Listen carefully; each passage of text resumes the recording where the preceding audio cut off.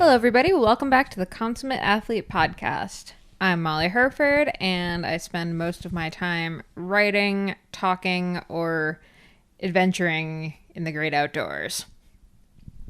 And I'm Peter Glassford. I'm a registered kinesiologist and an endurance coach, and you are on the Consummate Athlete Podcast, where we talk about all things movement related, which is, again, right up my alley as a kinesiologist. And what we try and do is sort of pull out, training concepts or strategies for sort of navigating life and having movement sort of intertwined in our life to enrich that. And so we've talked to all sorts of high-end athletes and coaches and several sort of consummate athletes who do lots of different sports and even just regular people like you or I who are trying to learn about that.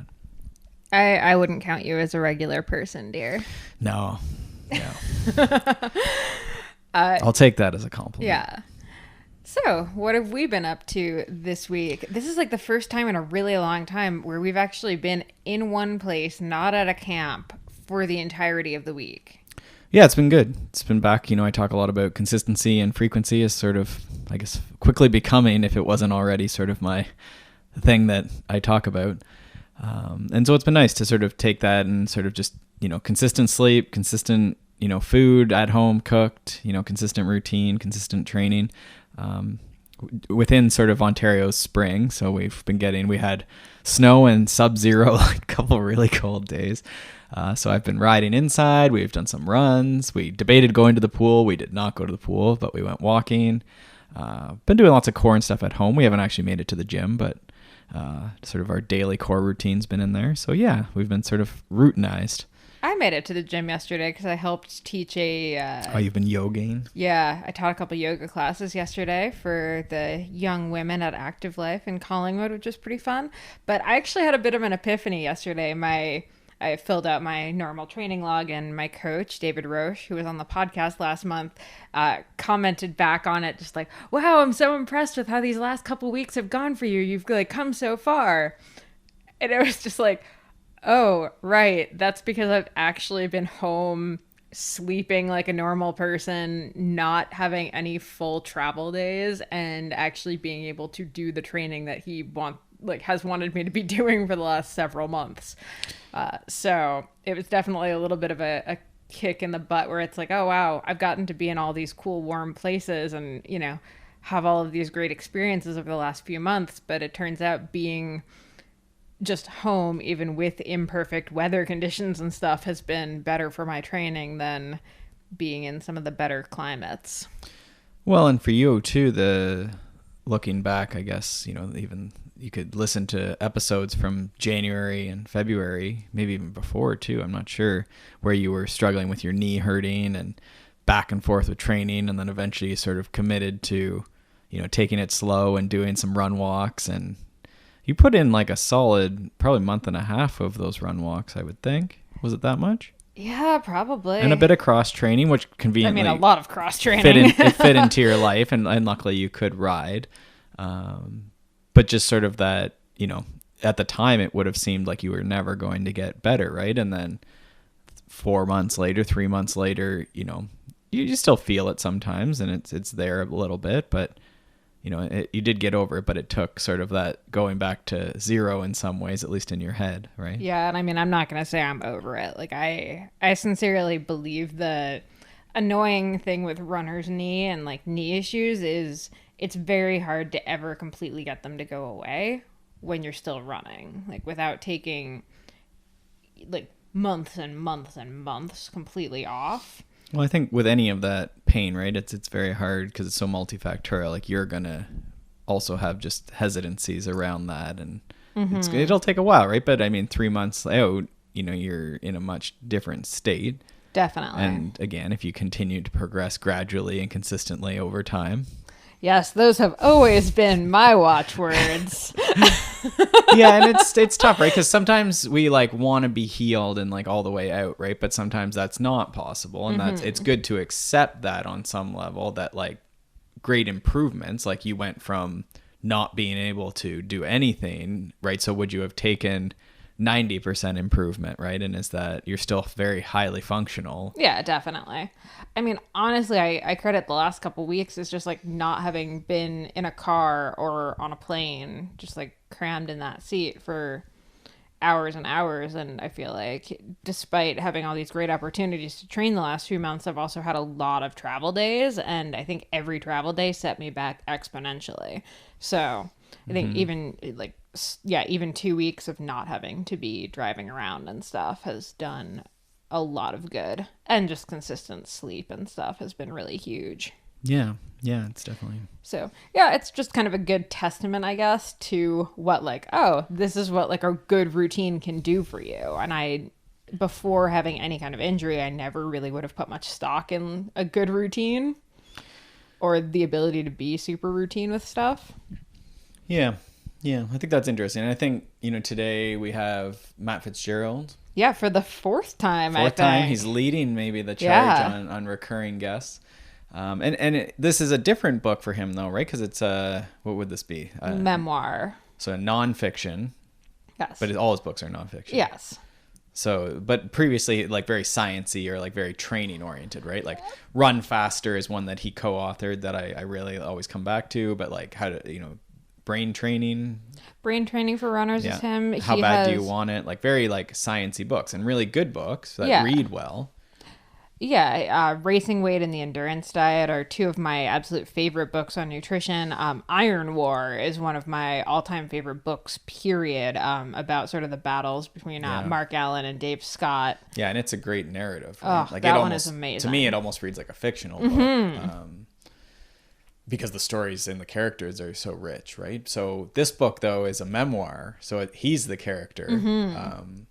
And so it goes through, like it's a running book. It's about running, but there's a lot of life's happenings that go on in it. Yeah. And I mean, I guess since we're on the topic of injuries, we'll point out, like, Matt's come on and Matt has said multiple times, like, he's one of the most injury-prone runners. And I mean, we can debate all of the reasons why. I think we can argue, like, he would say part of it is because he loves running so much that he'll push to get back to it, arguably before it's necessarily super smart to. But he, a lot of the book does deal with that. I mean, a lot of it is much more on the personal side of things. His wife suffers from bipolar disorder, and a lot of the book is sort of talking through their relationship and the ups and downs, and how they've kind of managed to make it to this point where everything seems to be going really well for them, and they've really figured stuff out. And it kind of culminates in this 8 marathons in 8 weeks crazy cross-country trip that Matt does with his wife. And the stories from it are just fascinating. The people he meets, all these adorable little moments where runners are telling him all these stories about what got them into running, or how they met their partner through running, or how they've made new friends. And all of this stuff is just so heartwarming and lovely. I really enjoyed the book. It's called Life is a Marathon. The book is fantastic. I actually sat down and read it in a day. I was so into it. I mean, it's not irregular for you to crush books, but you certainly crushed that book. And I think it's, it gets to the concept of your knee, we're talking about your knee, and like life's not always super sunny, right? And I think it's hard. I'm not going to go on to the social media tangent, but in this day and age, in life in general, it's easy to look at someone else and think, oh, their life's amazing, right? Like, I feel like you can't start with "in this day and age" after you said you're not going to go on a tangent. I'm not going to do it, but in the good old days, in my day, right? And it's easy to say like, oh, we're just talking about cycling, and I think you and I try and stay on that, stay in our lane, and we're not psychologists, we're not, there is bad stuff in life, right? But I mean, I don't think anyone needs to hear necessarily more about that. But I think sometimes there's utility in seeing, oh, okay, like Molly's a great runner, but she had to go back and like almost treat herself like a beginner, and run walks are okay, even for advanced people. But there's struggle. We all have struggle, right? We all have health concerns. We all have family that, sometimes gets on our nerves or whatever. And not the family members that listen to this episode. Definitely not them. They're great. My youngest brother is a fantastic young man. I don't know where you were going with that, Peter. Yeah. So anyhow, but in this episode, I think what you're going to get is like some running takeaways. How do you run 8 marathons? And that seems like a very dense schedule of racing with travel, with with your 10,000 spouse. miles. But I think also there's the real stories of like their marriage, right? Which is just reality, right? Like few of us are going to make it through life without, huge struggles, huge downs, right? And I think, Matt's a very successful priest. He's one of the couple authors and professionals that you really look up to, right? And I think for you to read this, because probably why you crushed it so quickly, is that it's like, wow, like this is a whole new level that you didn't even know about Matt. Yeah. Yeah, and it's really interesting even talking to him about sort of his writing over the years. He's managed to put out so many books and so many articles. I mean, he makes the amount of writing I do look almost tame by comparison. He's so prolific. So to kind of get this backstory and see sort of what his last few years have looked like, you're just like, holy crap, how has he managed to do all of this and stay highly functional as a person? It's kind of amazing. And honestly, he doesn't really know how he's done it either, because I do ask him how he's written so much and still managing to run 8 marathons in 8 weeks, because I don't think many people can run 8 marathons in 8 weeks. And his fastest one was the last one. That's you empty the tank, I guess, right? Yeah, and that one had the biggest drive too. They pretty much crossed the country for that last one. Was it back to Boston? Was that how they ended No, it? that was midway, because they started in California and made their way to the East Coast, went back through Chicago, and then ended in, I believe it's Eugene, Oregon. So that was I think almost 3,000-mile drive in like blizzard conditions and some of it. And we also talk a little bit about how to handle that kind of trip with your spouse, because the amount of patience on the part of Matt's wife is honestly mind-blowing to me. Because if Peter decided we were going to get in a car and do 8 marathons in 8 weeks, I don't know, I'd probably be on the side of the road after the first one hitchhiking my way home, because I don't think I could handle that. Oh, also Matt likes sardines just like Peter does, so I feel like maybe the two of you guys should just go on a road trip together. That would probably be better for everyone. Could be. Anyway, I love this episode. I really like this book. I highly recommend everybody pick it up. It's such a good read, especially if you've been a fan of Matt's work for a long time like I have. So yeah, without further ado, my interview with Matt Fitzgerald. Readers who know you as the guy who wrote Racing Weight and the Endurance Diet and brain training for runners, can you give them sort of a 30-second elevator pitch of what this book is about? Because it's a departure for those people who know you from those much more clinical, basic, textbooky type things, which were also, I love, but very different. Yeah. I mean, it's essentially the story of my journey as a runner, but I present it as an example of the transformative power of testing your mental and physical limits as an endurance athlete. The way I sort of interpret my own journey through life is that I was born kind of lacking the strength that everyone needs to live well.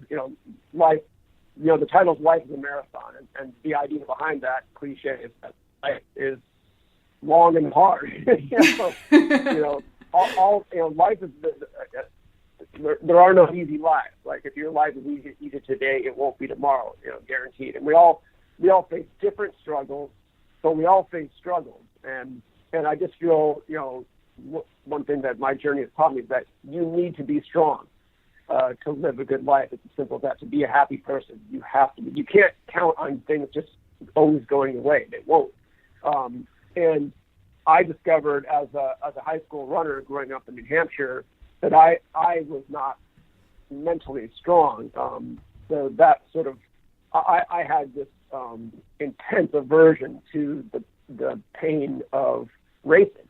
And though I had some talent as a runner and I had experienced some success, I ended up doing some shameful things. The book opens with me failing to show up to the start line of an important outdoor track race in my junior year of high school.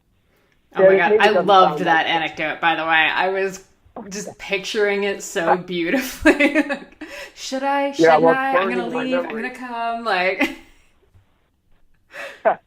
so good. So I mean, that really, I was deeply disappointed in myself. I just saw that I saw myself as a coward, and then so I ended up quitting running. Fast forward a number of years, and I end up facing a much bigger test than the suffering one has to experience to race well, which is that my wife Nataki developed bipolar disorder, which is it had life or death stakes. It was anyone who's been touched by the disease knows it's serious stuff. And as a couple, we went through a good full 10 years of really hard times. Not every day was terrible, but I mean the terrible days were as terrible as you can possibly imagine. And having read the book, I mean, we experienced just really intense trauma together. But throughout that time, I had also come back to running and then gotten into triathlon, and I felt that, and I was on this journey to sort of find the strength that I had lacked as a young athlete, just for the sake of becoming a person I could respect. But what I discovered was that journey, which seemed like just a private internal journey, actually helped prepare me to be the husband and caregiver that Nataki needed to be. So it's almost like, fate sort of worked it out that way. Just looking back on it, that's the way it seems. Yeah. So the book, it may sound like two books in one, because it's really the story of a marriage, and it's also the story of my journey as a runner. But for me, they're completely inextricable. And woven in there are also stories I collected during an 8-week cross-country journey that I took with Nataki, sort of after we'd come out the other side, and found kind of a happy equilibrium. And it was sort of, that trip was sort of an exploration and an opportunity for me to explore, what I call the magic of the marathon, which is this amazing transformative power that testing your limits as an endurance athlete has.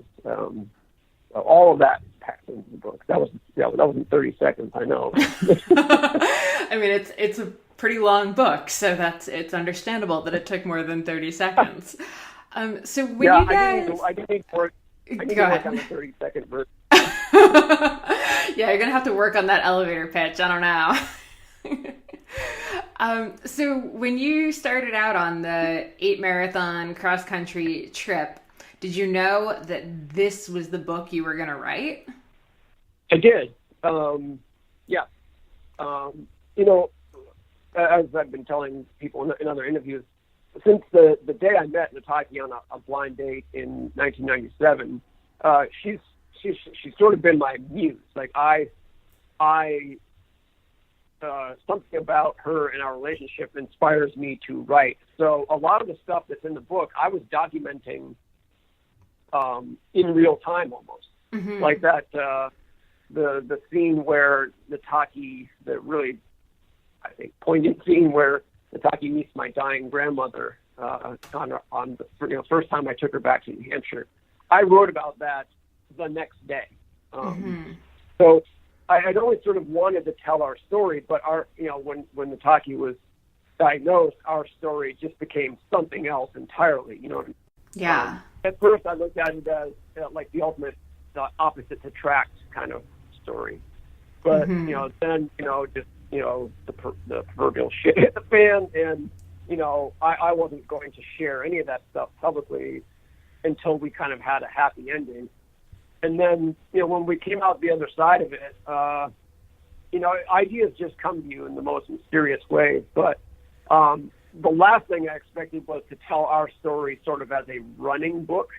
But it just seemed authentic to me because it really built on obviously everything I've done before, that is the thing that it has in common with racing weight and everything else, is that there's a great Buddhist expression I like, which is the farmer points the way with a radish. And what that expression really means is that everyone's philosophy of life is grounded in their daily life, So, I am an endurance athlete. It's just a huge part of my identity. It's a huge part. It really is it's sort of like, training and racing are sort of sacraments for me. So it's no surprise that, I sort of look at my life through that lens, the lens of an athlete. So, it's sort of kind of unexpected the way it came together, but that's the way it came together. Yeah. And I was wondering, because you came out with How Bad Do You Want It just a few years ago. So did that kind of spark some of these things? Because to me, like the first scene where, you do kind of skip out on that race, like that reminds me a lot of How Bad Do You Want It? Because clearly the answer then is not bad enough, right? Yeah. Yeah. Obviously, I'm the same person. So, anyone who cared to and I'm not recommending this, anyone who cared to look back at everything I've published would see, a certain continuity. Obviously there's some evolution, but the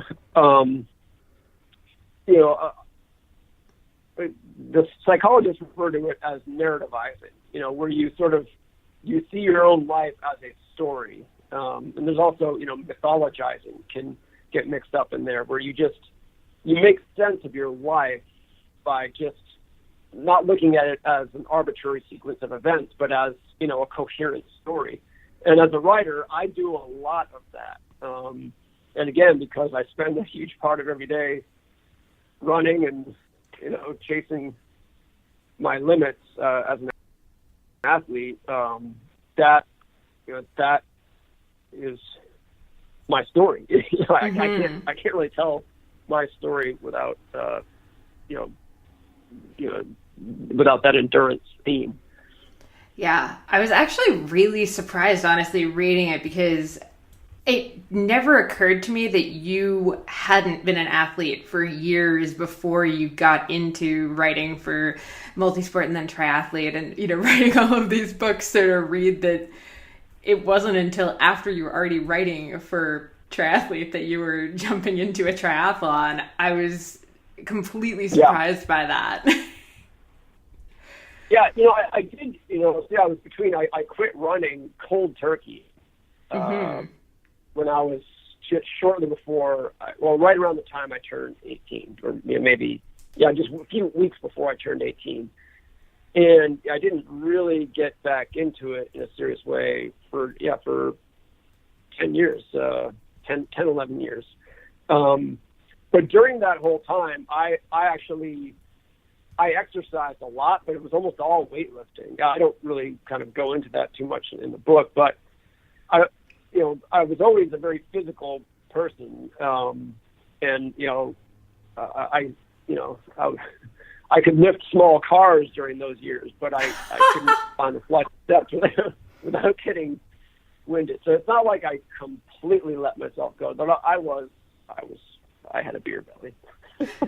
You still thought you could jump into an Olympic distance triathlon like it was not going to be a problem, and it seemed you survived it. So that's more than most standard people can do, I'd say. Yeah, barely survived it. Yeah. So was this book harder or easier to write compared to your past books? Well, I guess, I sense that the reason you asked that is because I share so much stuff that one would consider deeply private, Yeah. And stuff that I guess, maybe ought to be scary to share. People who read this book will find out that I once was charged for domestic battery and spent a night in jail. If your main concern is preserving an image or reputation, that's the kind of stuff you keep under wraps, right? But when, Nataki and I decided together, and obviously it very much had to be a team decision to go forward with this concept. I knew that the only way to do it was, complete transparency. Because there's an instinct to, you want people to like you. So if you're telling the story of your life, there's a huge temptation to tell it in a way that makes you look good, right? Right. But as a writer and a reader, I know that is fatal, and it doesn't work because people can see that, and it comes off as phoniness. And also, if you're actually trying to write a book or tell a true story that is deeply moving to people, you have to show the worst, because that's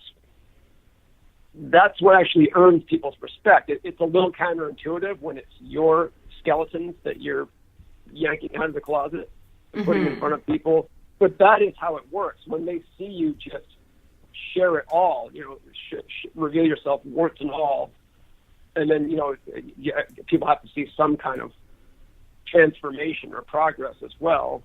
That's what makes people actually like you, is actually not trying to make them like you. Yeah.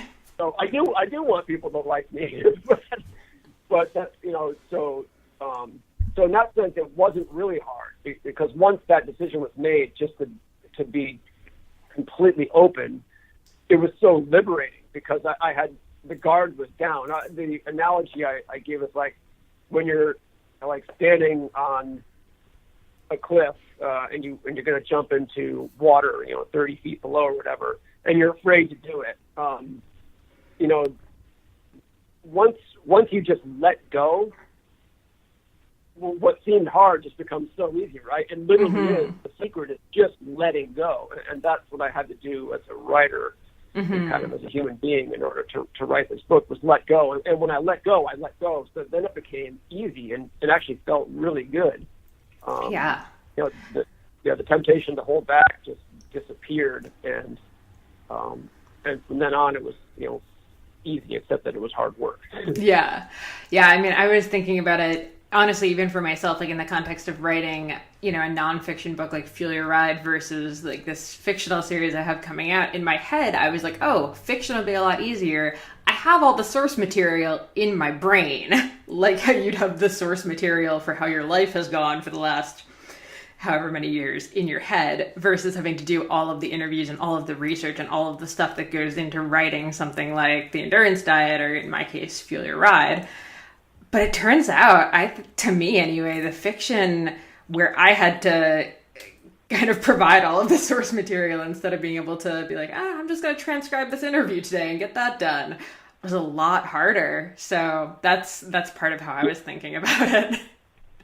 Yeah. Okay. Yeah, that's an interesting point. I mean, because half the book really is documenting our cross-country trip.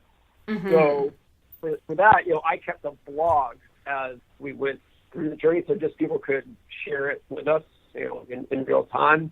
And so that helped a lot, because I was documenting stuff as we went. And so, I mean, the writing was terrible, because I would just, at the end of the day, I would just, check into a hotel and bang it out and get it up, post it.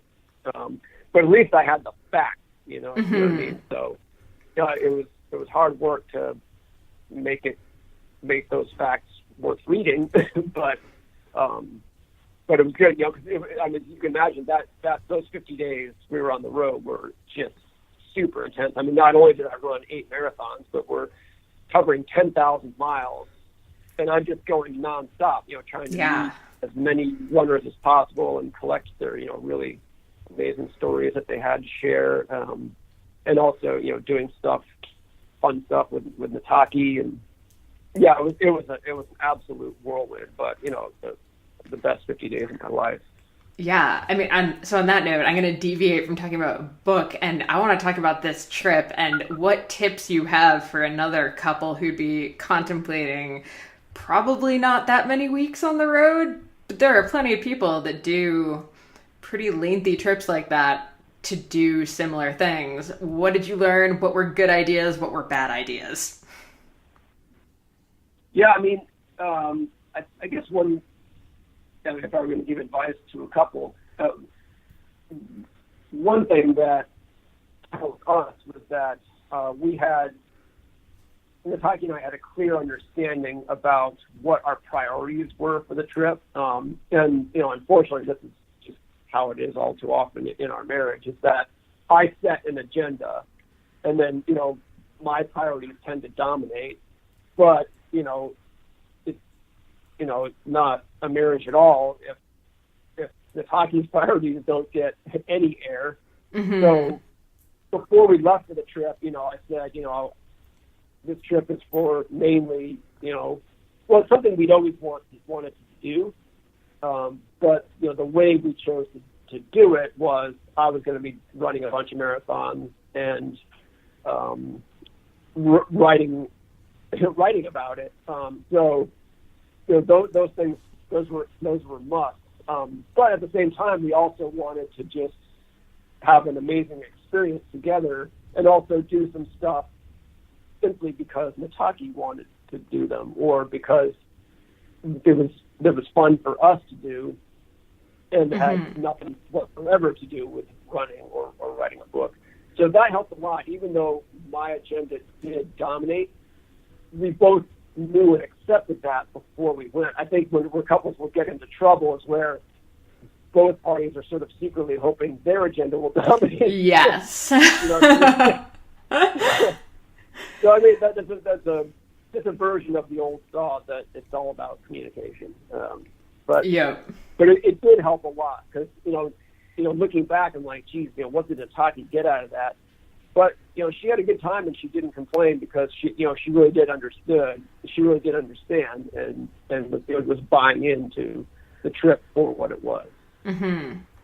And then, as the author of The Endurance Diet and Racing Weight, how did you manage to eat decently on the road for that long? Yeah, that it would be fun actually I could have just sort of written a few thousand words just about that, and I guess maybe in some of the blog posts I did get into that, but it's something that Taki and I talked about and planned for before we left. When we left, we had like sort of non-perishable or minimally perishable snacks with us in the car,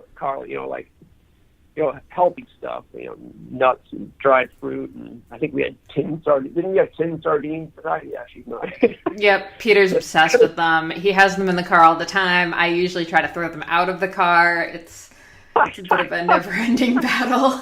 Yeah, I mean, they're fine. They're fine if you open them. Yeah, exactly. But we hit a lot of supermarkets because obviously for me it's important to eat healthy, and I really didn't. It was kind of actually I did write a blog post about this before we even left, but it was like I sort of embraced the challenge of maintaining my normal standards, under difficult circumstances, because when you get out into middle America, finding healthy places to eat is not easy. But a lot of people use that all too readily as an excuse. It's like, McDonald's is the only thing around. I had to have a Big Mac. I had no choice but to go for the extra large fries. Yeah, exactly. So I didn't want to let myself off the hook in that way. Not that I even crave that stuff anymore. I really don't. So we would hit a lot of supermarkets because you can always find apples, or tin sardines or whatever. And we weren't, unfortunately, if we'd done the same trip 20 years before, we would have been living hand to mouth. But, our finances are better than they were 20 years ago. So, we could do some restaurant meals where, even if you choose like, one of the, like a Chili's, we ate at a few Chili's, like you can find, good stuff to eat on their menu. I mean, maybe most of it isn't good, and the temptation is there. So yeah, it wasn't super challenging. There were only a couple circumstances where I was hungry and lazy, and the only thing around was McDonald's, and I just said, oh well. As long as you're acknowledging it. Yeah.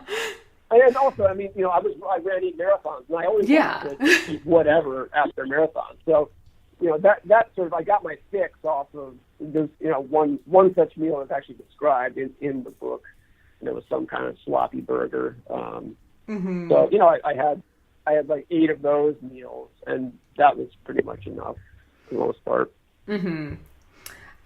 Which was your favorite of all of the races, specifically the 8 marathons? They really were all incredible experiences in different ways. If I had to choose one, I can't. I'm going to say it's a toss-up between the Rock and K Trail Marathon in Kansas, central Kansas, and the Boston Marathon. Everyone knows Boston, and I had run it a couple times before, but it was special because I ran it with my old high school best friend, who appears, within the first 10 pages of the book. Mike is his name, and he and I were co-captains of the cross-country team in high school. We were very evenly matched as runners, so we were, buddies, but also, and leading the team together, but also competing against each other and trading victories back and forth. But we hadn't run together, so running was a huge bond between us. I mean, our friendship was forged through running. I met him through running.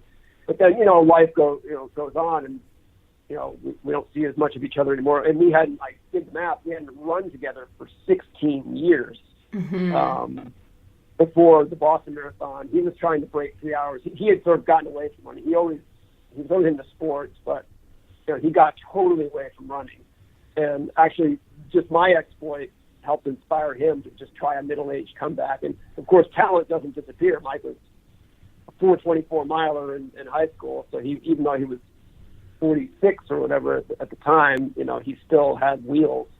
So it was just an incredibly magical experience to run. I ran every step of that marathon shoulder to shoulder with him, and it was just. I actually broke down. There's a great photo from the final stretch where I broke down crying running in the last half mile. I'm not a weeper, but it was just so powerfully nostalgic. I was openly weeping and running at the same time with thousands of people watching. Oh, fantastic. Okay, so it literally just hit me how many marathons that is to do in a really short period of time. When you're reading it over 250 pages, it doesn't quite occur to you that not only are you doing these pretty close together, you're also driving between them. How the heck did you train for all of this, and how did you not die by marathon 5? Yeah, so fortunately, I had experience on my side in planning this, and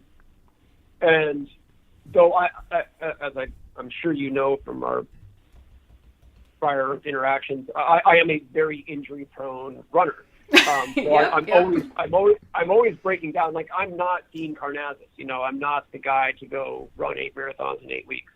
But I wanted to do it. And during the winter before, so the trip started on, I think it was March 20, or the first marathon, I believe, was right around the first day of spring, 2017. And so I was training over the winter, and I was injured. I was having issues. Some of my classic old trouble spots. The main one was my left Achilles was just not behaving, and so. But my thought was, well, I don't need to do any speed work because I wasn't planning to race the marathon. I thought if I can survive to number 8, I'll let it all hang out because I'd love to race. And but that was a big if. So I thought, well, I won't do any speed work. That can wait. I just need to be able to go the distance. And I just needed to be, but also even if I hadn't been 100%, or even if I had been 100% healthy, I would have deliberately undertrained a bit so that I wouldn't be sort of peaking for the first one, because then I would be overcooked, well before I got to number 8. So I actually wanted to be just barely fit enough for number 1 and sort of get fitter as I went along to actually have the bandwidth. And that's exactly what happened. It was really kind of interesting how it unfolded. You know, my body it held up really well. The Achilles was sort of always there. I had, one or two other, mild things crop up. But my very last marathon was my fastest one. It was, the only one where I pulled out the stops and ran 100%. I hadn't done any, speed work per se, except for one random night in New York City with the Black Roses NYC track club. But yeah, it worked out. It worked out pretty well. I held together and I got fitter. Yeah, and what about with the driving? Were you doing any stretching, or were you stopping every few miles? Did you have any strategy for getting through that, or was that just like hard man? Yeah, if you think about it, 8 weeks is a pretty decent amount of time to circumnavigate the lower 48. We weren't trying to hit every state. Our eastward path didn't go too far south. And so, it was 10,000 miles of driving spread out over 8 weeks. So we didn't have to put in a lot of 8 or 9 hour days. And there were some days where we didn't move at all. We spent 4 nights in Boston. So, we could camp out a little bit here and there. I think we were in the state of Kansas for, 4, maybe 5 nights. So it was only, I describe it in the second to last chapter, there was only one really tough haul between marathons number 7 and 8. The last one was the Eugene Marathon. And number 7 was in rural Wisconsin. So we had to get 2,000 miles from Wisconsin to Eugene in 3 days. In 3 days to make that work, and so that was a lot of driving in a short period of time. And there was some bad weather. We actually got hit a snowstorm on the 1st of May, for crying out loud. A nice reminder why I live in California. Yep. And it's interesting because, as I described in the book, it was really that those 3 days of driving seemed to be tougher on my body than the 8 marathons were, actually. Oh, yeah.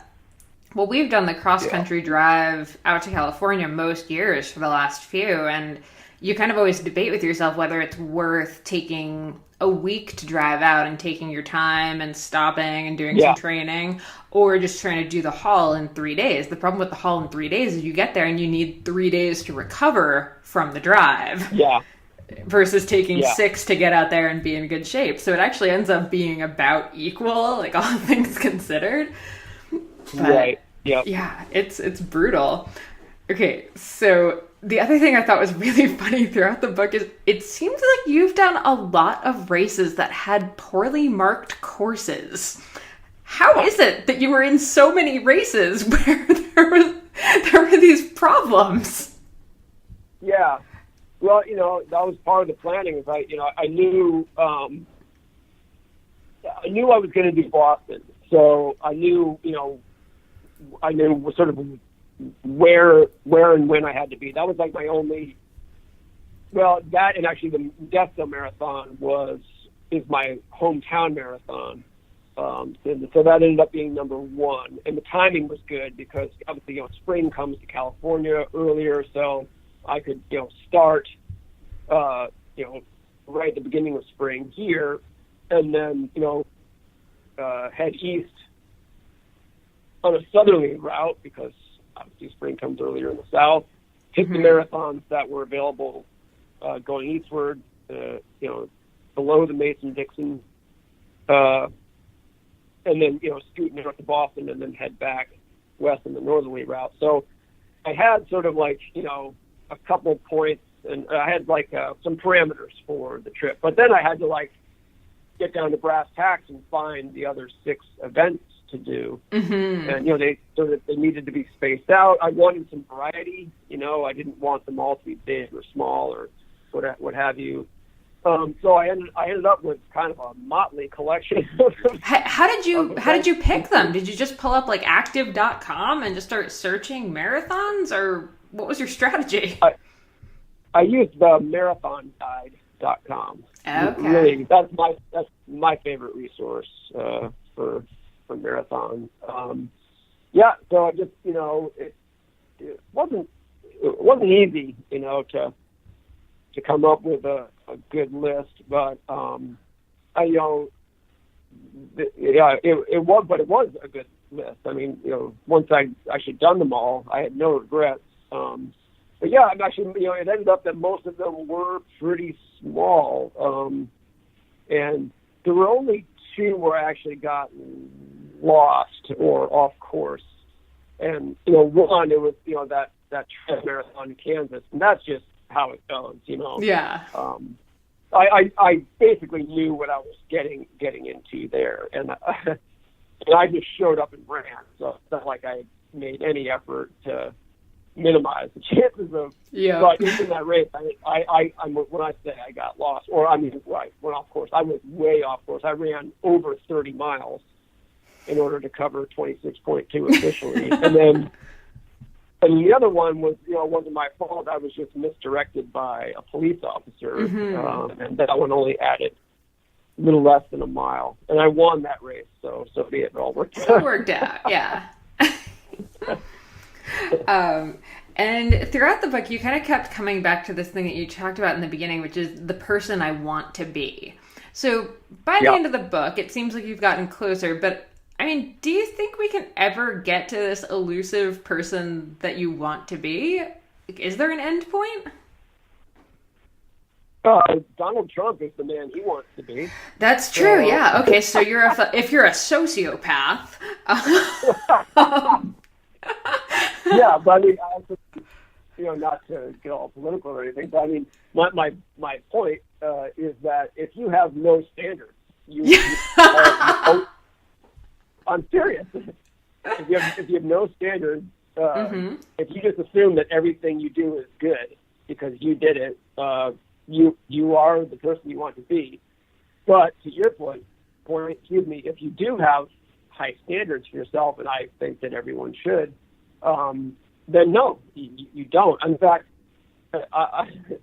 arguably the surest sign that you're a good person is that you don't think you're a good person.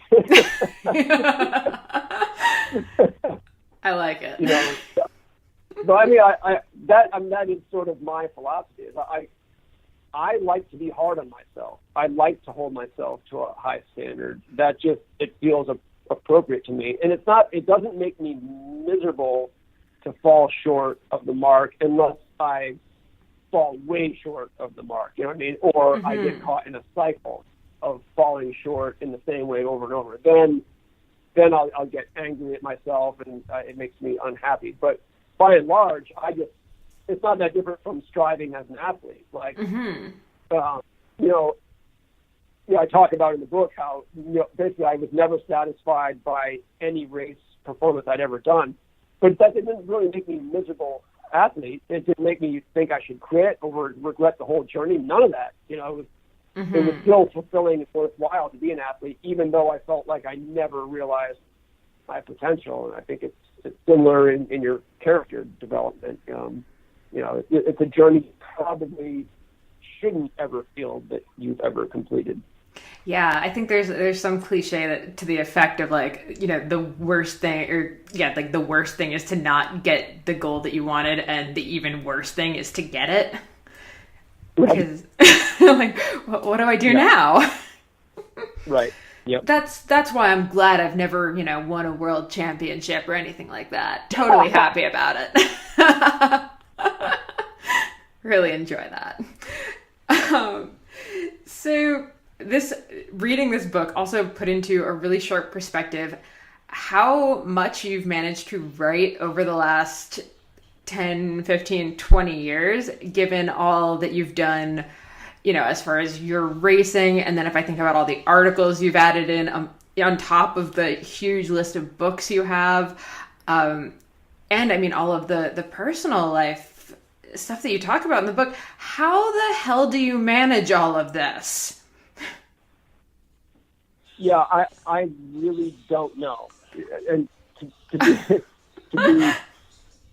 be to be totally honest, like there are just moments when I step back and think about. First of all, I mean, there's nothing. I mean, it's not.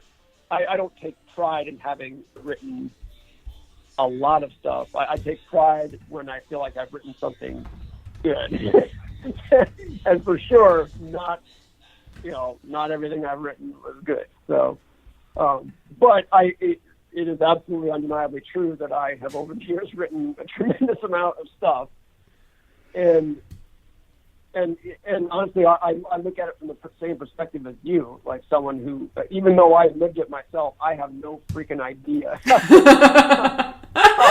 You like read you're reading Life as a Marathon. You're like, wow, this guy seems really busy. Yeah, I don't. I mean, I don't. I can't really add anything to that. It's just like I couldn't stop, and I didn't want to stop, and I guess I never really got writer's block. That's about the best I can do. Well, and if you did, you could just put down one book and start working on the next, or work on the next article to do, or a coaching thing. I think that's the nice thing about having so many different streams that you're working off of, right? Yeah, but yeah, I am one of these people. I mean, it's a terrible comparison, but I remind myself of a little bit of how Prince, the music artist, the late great Prince, was described as just someone who had no off switch for his creativity. I love it. I mean, like, he just that's why he built Paisley Park, is that he played every instrument he could produce, and he would come up with 2-3 songs a day. In the 80s and 90s, he's apparently slowed down in his last few years, but he just as soon as he finished one song, all he cared about was the next song. Mm-hmm. I'm in no way comparing myself talent-wise to Prince, but in terms of like that sort of artistic makeup, where I'm just always about the next thing. Like, I am not one of those writers who like finishes a project and needs time off. Time off is just terrifying to me. Like, I am not a happy person unless I'm creating. Yeah. So, and that's probably maybe the best answer I can give you to your question. It's just like I need it like air. I need to write like I need air. Mm-hmm. I definitely understand that. Okay, yeah. Last thing here, and this will probably be more than a 30-second elevator pitch. Could you just kind of give listeners just like one anecdote that you particularly love from the book, like one moment that stands out, just so they know what they're getting into? Yeah, I mean, obviously the book has anecdotes of all different flavors, so mm-hmm. no one can speak for all of them, but it was really important to me in writing this book that, and actually it was a huge motivation for doing it, is that I wanted so many people who know Nataki and me as a couple, and especially those who meet Nataki through me, wonder, like, how does this work? Because we are an opposites attract story. We're very different people. I mean, we've been together for a long time now. Speaking for myself, I'm very happy with Nataki, but we're very different, and I just appreciate Nataki so much, and I sort of wanted this book to get others to see her as I see her. Obviously not in the fullest sense, but in some sense. Mm-hmm. And so I didn't want this book just to, be all about her illness or, some of the behavior that she couldn't control in the worst moments of her illness. I wanted to show the Nataki I fell in love with and that I remain in love with today. So a moment of that sort appears, I referred to it earlier, relatively early in the book, when I took Nataki home to New Hampshire for the first time. It was for Thanksgiving, but my mother's mother was weeks away from passing away at the time. She had colon cancer and dementia. to the nursing home. And I took Nataki to the nursing home basically to say goodbye to my grandmother, and also so that my grandmother could meet the woman who ended up being my wife. And, you know, my family were typical sort of Puritan heritage Yankees. We're really not good with, you know, emotional intimacy and such. Yep. So you know, I was making a hash of the whole thing. You know, it's such an important interaction, but I was just kind of staying on the surface. And Nataki, she has a drive to go deep with people. You know, she always wants to have the deepest possible conversation she can have with anyone at any time. So there was a moment where she just sort of broke in, interrupted, sat on my grandmother's bed, basically, in a sense, all but pushed me aside, you know, leaned in close and asked my grandmother, who was white, obviously, and Nataki is black. And I point out that I actually, at the time I grew up in New Hampshire, it was literally the whitest state in America. So Nataki just interrupts, leans in, and asks my grandmother point blank, "So, what do you think of your grandson being with a woman like me?" And I nearly fainted. I swear to God. Hit the floor. I won't finish the story. I won't tell you what happens next, so you have to read the book. But it was a really powerful moment in my life. Something I'm glad I wrote about the next day, but I would probably remember it like it was yesterday, regardless. No, and I mean that scene and the one after it just really like choked me up. Honestly, I laughed and I cried when I read this book. So. And I don't normally laugh and cry that much when I read books. So that's a pretty big, it's very emotional, and it's a really, really great read. I mean, so first of all, I want you to tell everyone where they can find this new book. And then second of all, I have to ask, because you're what's next? What are you working on now? Yeah, so I guess it's available everywhere books are sold, as they say. If you just, you know, Google the title "Life is a Marathon," you'll find it. If you want to just start with my website, that'll work because it's all over the homepage now. And that's mattfitzgerald.org. And you know, I've been working hard. So 2017 was an incredible year.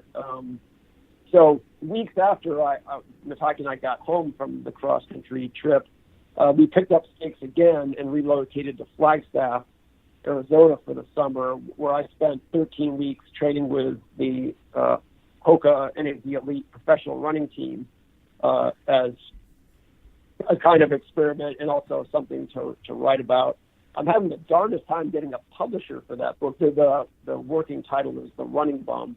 But I've been working on it ever since, and it's pretty far along, but I can't offer an available when date yet because nobody wants to find it.